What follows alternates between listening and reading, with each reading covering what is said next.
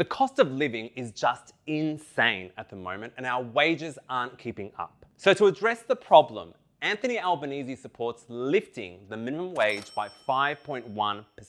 The minimum wage should at least keep up with the cost of living. We think no one should go backwards. Now, Scott Morrison criticised this as a thoughtless idea and spent several days warning that this would make inflation worse. Anthony Albanese's intervention yesterday and his thoughtlessness on this would actually make inflation worse. It would make interest rates rise even higher. It would threaten the strong growth we've had in employment. But a few days later, the PM softened his position. We are supportive of wage rises. We think wage rises are good things, and we want to see those wage rises occur and for that to occur on a sustainable basis.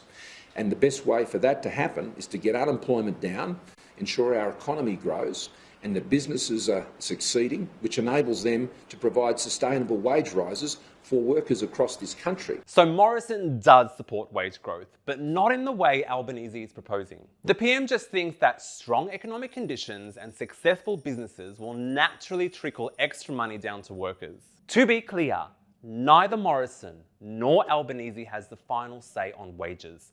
The Fair Work Commission sets the minimum wage independent of government.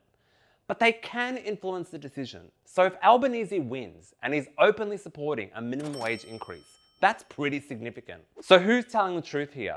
Will giving workers on minimum wage a raise make inflation worse? The first and obvious fact is that everything at the moment is just so expensive, from petrol to housing to fruits and veggies. It's a problem confronting countries all over the world. And Morrison isn't wrong when he says that the Ukraine war, the pandemic, and supply chain issues are all contributing to this problem. In Australia, inflation, which we use to measure cost of living, went up 5.1% in the first quarter of this year. But our wages have only gone up 2.4%. That means we've all effectively taken a pay cut. $50 this year just isn't buying as much as it did last year. The average worker in 2021 was $832 worse off, which is the steepest pay cut we've experienced in more than 2 decades. So what Albanese is proposing is supporting an increase in the minimum wage by 5.1% in line with where inflation is currently at. So someone earning the minimum pay of $20.33 an hour will get a $1 bump to $21.37. This will affect about 2.6 million Australians who mostly work in low-paid hospitality and retail jobs. Now, according to economist Greg Jericho, wages that grow in line with increases in inflation and productivity are not inflationary. This was also confirmed by Treasury in February this year. If we can achieve productivity growth of 1.5%, then nominal wages can grow at 4% and put no pressure on inflation. However, on the other hand, if productivity is only 0.5%, then wages can only grow at 3% before they begin to put pressure on inflation. And we can see by looking at this graph that our pay has actually fallen behind productivity since the early 2000s. Productivity growth essentially measures how efficient we are in producing goods and services in our jobs. So basically, if both inflation and productivity are going up, which they are, a bump in our wages is not going to make cost of living worse. Instead, it will actually help people cope as prices shoot up all around us. Another claim that surfaced after Albanese supported a minimum wage increase was that it would crush businesses who can't afford it. This feeds into Morrison's argument that helping businesses succeed is the best way to grow wages, as they will naturally and sustainably trickle down their profits to workers. Except that's not true. Over the course of the pandemic, corporate profits in Australia have gone up 21.9%. How many of you have received a 22% raise over the last 2 years? Now, if we all got a 5% raise, and not just those on minimum wage, research shows it would increase prices in the economy by around 2%. That means a cup of coffee that costs $4 would go up just 9 cents to cover a 5% increase in wages. And big companies like Woolworths, who employ thousands on hourly casual rates, can certainly afford to pay more. Between 2020 and 2021, the company's profits rose by $797 million.